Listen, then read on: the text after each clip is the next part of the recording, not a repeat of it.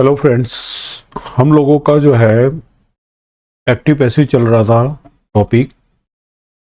Part one के अंदर मैंने बताया था, बेसिक रूल्स बताए थे कि कौन कौन से रूल्स से क्या क्या चेंजिंग पैसिव वॉइस के अंदर होती है। और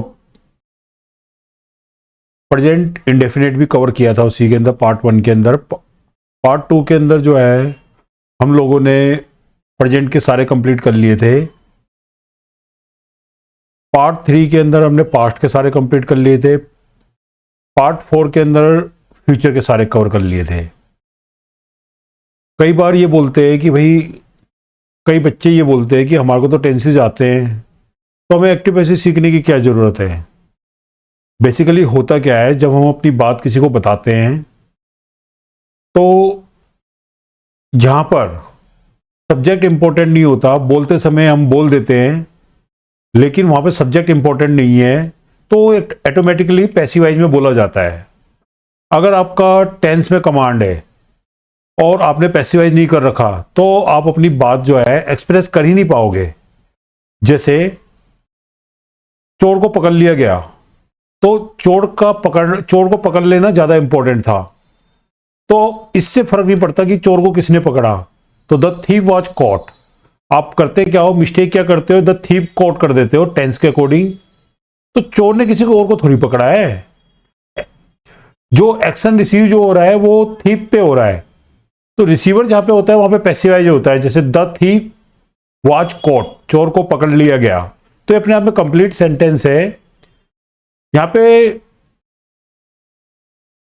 सब्जेक्ट जो है वो रिसीवर है। अब एक्टिव के अंदर क्या होता है, एक्टिव डायरेक्ट डूअर होता है। जैसे the teacher appreciated the students, teacher ने स्टूडेंट्स को अप्रिशिएट करा। तो पैसिवाइज में क्या होता है, वो रिसीवर बन जाते हैं। The students were appreciated, students को जो है अप्रिशिएट किया गया बाय द टीचर। तो एक में डूअर होता है, पैसिवाइज के अंदर रिसीवर होता है। तो जब आप प्रैक्टिस करोगे ना, तो इंग्लिश बोलते समय या लिखते समय आपको सोचने की जरूरत नहीं पड़ेगी। ऑटोमेटिकली आपका हाथ और आपकी जो बात करते समय जो है ऑटोमेटिकली वो अपने आप ही ले लेगा प्रैक्टिस के अकॉर्डिंग। और उसके लिए आपको जो है ना दिमाग पे जोर देने की जरूरत नहीं पड़ेगी। इसलिए जो है बेसिक में स्टार्टिंग के अंदर जो है इसको समझना बहुत जरूरी होता है। बाकी आज जो हम करेंगे कि किस प्रकार से मॉडल्स का पैसिवाइज कैसे बनता है, क्या क्या चेंजिंग आती है, जैसे can, could, may, might, would, should, ये हमारे मॉडल्स होते हैं, उसके अंदर किस प्रकार से पैसिवाइज बनेगा। और दूसरा हम करेंगे इंपेरेटिव सेंटेंस के अंदर चेंजिंग कैसे आती है। इंपेरेटिव आज हम करेंगे मॉडल्स और इंपेरेटिव सेंटेंस के पैसिवाइज। क्लियर? तो आते हैं हम अपनी स्क्रीन पर। Verb followed by models.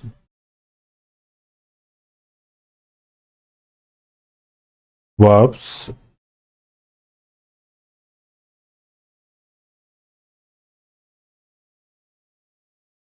followed by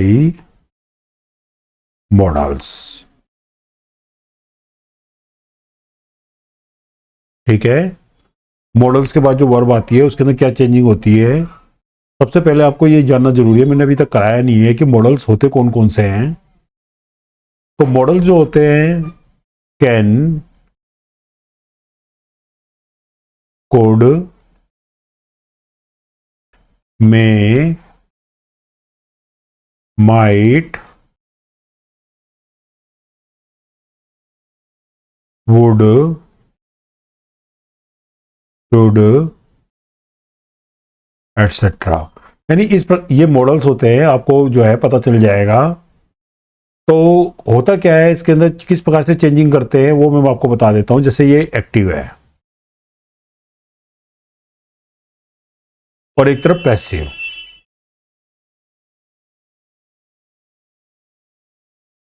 अब एक्टिव के अंदर पहले हम करते हैं बात अफर्मेटिव की, सीधा वर्ब्स पे अटैक करते हैं हम। अब अगल बगल की बात नहीं करेंगे। सबसे पहले मॉडल्स आते हैं इसमें, प्लस मॉडल्स के बाद हमेशा वर्ब की फर्स्ट फॉर्म आती है। ये टिप्स है एक्टिव में। अब मॉडल्स कौन कौन से होते हैं मैं बता चुका हूं ऊपर, can, could, may, might, would, should, etcetera. ठीक है। तो पैसिवाइज बनाते समय क्या करोगे, मॉडल्स ऐसे के ऐसे आ जाएंगे, प्लस उसके बाद बी लग जाएगा, उसके बाद पैसिवाइज के अंदर हमेशा थर्ड फॉर्म। क्लियर? अब नेगेटिव देख लो। नेगेटिव के अंदर क्या होता है, सबसे पहले मॉडल्स आ जाएंगे, फिर नोट आ जाएगा, की फर्स्ट फॉर्म आ जाएगी। ठीक है? अब इसका पैसिवाइज बनाते समय क्या करोगे, सबसे पहले मॉडल्स आ जाएगा, फिर नोट, फिर बी, फिर वर्ब की थर्ड फॉर्म। अब आपका ये जो है ना क्लियर एग्जाम्पल से हो जाएगा। एग्जाम्पल देखिए, I can lift this heavy box. I can lift this heavy box, मैं इस हैवी बॉक्स को उठा सकता हूं। तो उसी प्रकार से आपको पहचानना है, ये तो सब्जेक्ट हो गया, दिस हैवी बॉक्स जो है ऑब्जेक्ट हो गया, और ये जो है मॉडल्स हो गया, और ये जो है वर्ब की फर्स्ट फॉर्म हो गई। क्लियर? अब फार्मूला वही बनेगा, पहले पीछे का आगे आ जाएगा, यानी ऑब्जेक्ट का सब्जेक्ट बनेगा, this heavy box, can they रखा तो कैन ही लगेगा यहां पे, और बी अपने तरफ से लग जाएगा क्योंकि मॉडल्स के अंदर मैंने बी बता रखा है। ये देखो बी लगेगा ही लगेगा। लिफ्ट की थर्ड फॉर्म जो है लिफ्टेड हो जाएगा,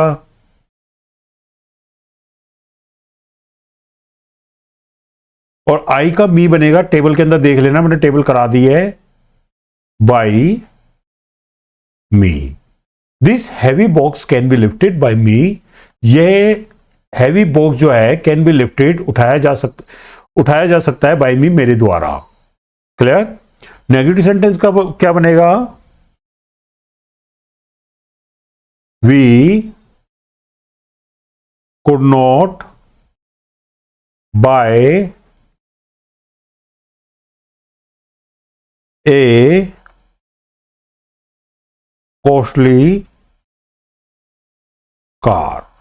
we could not buy a costly car, हम जो है कीमती कार नहीं खरीद सके। ठीक है? मॉडल्स के अंदर मैं बता दूंगा आपको एग्जैक्ट की हिंदी किस प्रकार से बनती है, ये पास्ट में बन जाता है, कुड कैन का पास्ट है, लेकिन ये मान के चलो कि मॉडल्स है, तो इसमें क्या होगा, ये हमारा सब्जेक्ट है, एक कॉस्टली कार ऑब्जेक्ट हो गया, ये मॉडल्स हो गया, ये नेगेटिव सेंटेंस को दर्शा रहा है नोट, बाय जो है वर्ब की फर्स्ट फॉर्म हो गया। अब बनाएंगे कैसे इसको पैसिवाइज फॉर्म में कन्वर्ट करने के लिए, सबसे पहले एक कॉस्टली कार जो है, ए कॉस्टली कार, कोड लगेगा पहले, बी भी लगेगा, लेकिन बीच में नोट है तो फिर नोट लगेगा, यानी कुड नॉट बी। फार्मूला देख लो, ये एरिया फार्मूला, पहले मॉडल्स आएगा, फिर नोट आएगा, फिर नोट बी जो है ना नोट के बाद आएगा, उसके बाद वर्ब की थर्ड फॉर्म आएगी। तो वही हमने किया है, पहले कुड लगा दिया, फिर नोट लगा दिया, फिर बी लगा दिया। अब बाय की थर्ड फॉर्म, तीन फॉर्म कौन कौन सी होती है, buy, bought, bought, buy bought bought खरीदना, तो थर्ड फॉर्म आएगी। ठीक है? बॉट बाई, टेबल याद करो, पार्ट वन को पढ़ो, आपको पता चल जाएगा। वी का क्या बनेगा, वी का क्या बन जाएगा, वी का अस बन जाएगा। ठीक है? अब अगला है इंपेरेटिव सेंटेंस।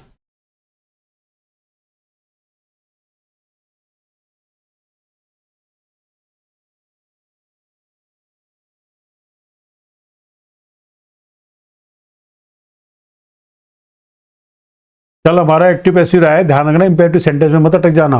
ये टॉपिक है कि इंपेरेटिव सेंटेंस को पैसिवाइज में कैसे बनाना है। अब पहले आपको ये समझना होगा कि इंपेरेटिव सेंटेंस होते कौन से हैं और आप इसको आइडेंटिफाई कैसे करोगे। इंपेरेटिव जो सेंटेंस होते हैं वो आदेशात्मक होते हैं। आप ये मान के चलो कि जिसके अंदर सब्जेक्ट नहीं होता,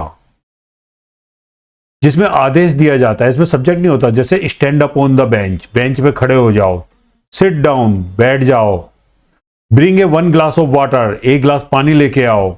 तो इस प्रकार के सेंटेंस है, आपको इजीली पता चल जाएगा। तो इसके अंदर आपको क्या करना है, इसके अंदर एक तो ये ध्यान रखो, सबसे पहले लेट आएगा, उसके बाद न्यू ऑब्जेक्ट आ जाएगा, उसके बाद बी आ जाएगा, उसके बाद वर्ब की थर्ड फॉर्म आएगी। ये तो हुआ अफर्मेटिव का, ठीक है। और मैं बता रहा हूं सिर्फ पैसिव वाइज, एक्टिव भी आपको पता चल जाएगा किस प्रकार से होते हैं, क्योंकि इसके अंदर कोई खास रूल नहीं होता। सिर्फ पैसिव का बता रहा हूं। अफर्मेटिव के अंदर सबसे पहले लेट आ जाएगा, प्लस न्यू ऑब्जेक्ट आ जाएगा, प्लस बी आ जाएगा, प्लस वर्ब की थर्ड फॉर्म आ जाएगी, ठीक है। और लेट आ जाएगा, प्लस न्यू ऑब्जेक्ट आ जाएगा,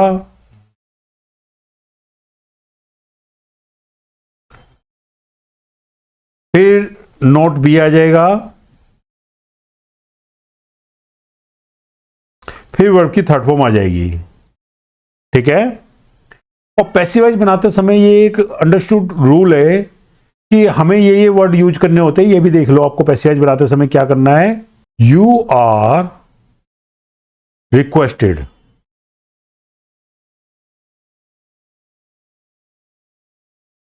ये पैसिवाइज हो गया, इजे मार के बाद थर्ड फॉर्म आ गई ना, ठीक है। ये चेंज होता है इसमें। You are requested to, you are advise to.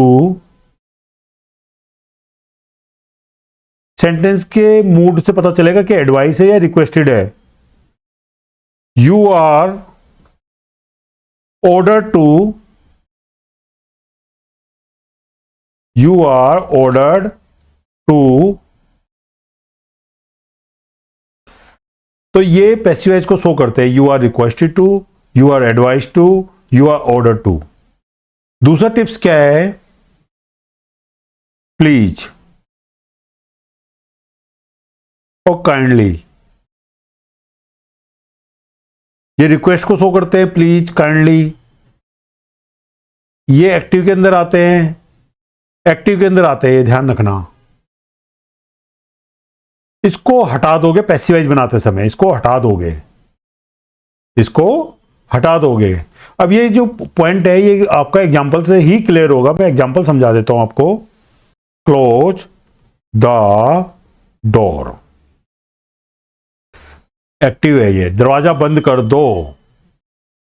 कैसे पता चला कि ये आपका जो है इंपेरेटिव सेंटेंस है। एक तो इसमें सब्जेक्ट नहीं है, सब्जेक्ट नहीं है, यहां पे सब्जेक्ट नहीं है, सिर्फ इतना सा सेंटेंस है, क्लोज द डोर, दरवाजे को बंद कर दो। तो इसका क्या बनेगा, फॉर्मूले के अकॉर्डिंग देखो, लेट, लेट के बाद आपने जो पीछे का है वो आगे ले आओगे। लेट द डोर, अब फार्मूले में क्या कह रहा है, फार्मूले में देखो भैया, हमने न्यू ऑब्जेक्ट लगा दिया है, उसके बाद कह रहा है बी लगाओ, तो बी लगाना पड़ेगा जब फार्मूला कह रहा है। तो लेट द डोर बी, उसके बाद वर्ब की थर्ड फॉर्म आ गई क्लोज्ड। क्लोज द डोर, दरवाजे को बंद कर दो। Let the door be close, दरवाजे को बंद कर दिया जाए। क्लियर। अब एक और देखो,